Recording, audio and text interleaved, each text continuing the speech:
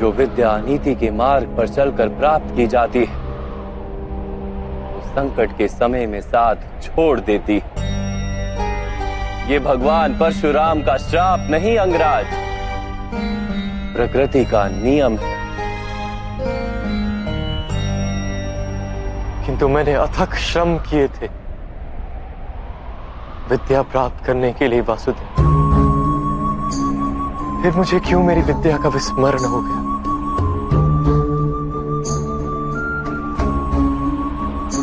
विद्या प्राप्त करने का प्रयत्न आपने क्यों किया था अंगराज? क्या विद्या का महत्व जाना था आपने? क्या विद्या प्राप्त करके समाज को लाभ देने की इच्छा थी आपके हृदय में, या केवल अपने अपमान का प्रतिशोध लेने हेतु आपने विद्या प्राप्त की?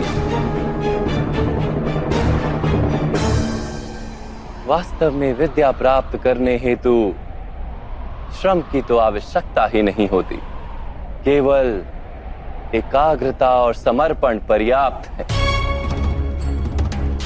ज्ञान तो आत्मा का सहज गुण है, और आप बुद्धिमान, आप ही बताइए, विद्या ग्रहण करते समय मन एकाग्र क्यों नहीं रहता?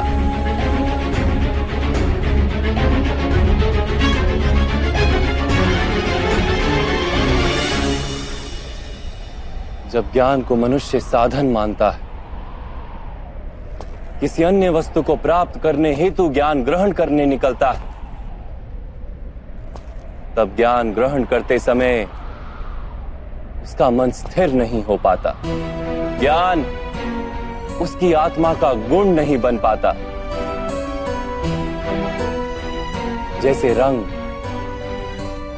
रंग वस्त्र का अपना गुण नहीं होता, इसीलिए सूर्य प्रकाश में तपकर रंग छूट जाता है। जो व्यक्ति अमूल्य ज्ञान का मोल जानकर ज्ञान प्राप्त करता है, वो उत्तम बन जाता है। किंतु जो व्यक्ति कुछ और प्राप्त करने के आशय से ज्ञान प्राप्त करता है, वो जीवन भर श्रेष्ठ बनने की स्पर्धा में लगा रहता है,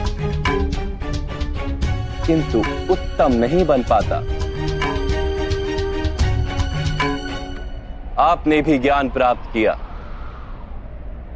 किसी आशय से,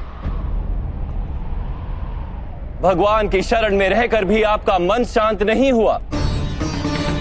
आप प्रतियोगिता करते रहे कहीं दूर बैठे अर्जुन के साथ। मैं लौटूंगा, पर इतना विश्वास दिलाकर जाता हूँ कि मैं भारतवर्ष का सबसे श्रेष्ठ धनुर्धर बनकर लौटूंगा और आपके सभी शिष्यों से श्रेष्ठ बनूंगा मैं। ज्ञान प्राप्ति का आपका आशय ही अनुचित था, तो इस विद्या का विस्मरण कैसे नहीं होता अंगराज? कैसे नहीं करता मैं प्रतियोगिता वासुदेव? कैसे समझौता कर लेता अपने जीवन के साथ? ये समाज निरंतर ही मेरी संभावनाओं को कुचलता रहा है, मेरी शक्ति को सम्मान नहीं दिया, मेरे स्वप्नों को स्वीकार नहीं किया, सदा ही सूत पुत्र कहकर अपमानित करता रहा है मुझे। अपने पिता की बात मान लो, क्योंकि उन्हें ज्ञान है कि सूत में सामर्थ्य नहीं होता।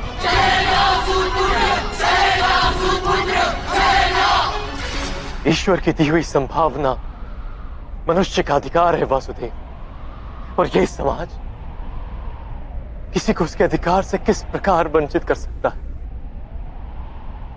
अवश्य ही ये घोर अपराध है राधे, जाति पाति का भेद करना और इन मिथ्या भेदों के आधार पर किसी मनुष्य को या समाज के किसी भाग को अधिकार से, अवसर से, संपत्ति से या सम्मान से वंचित रखना मानवता के विरुद्ध है।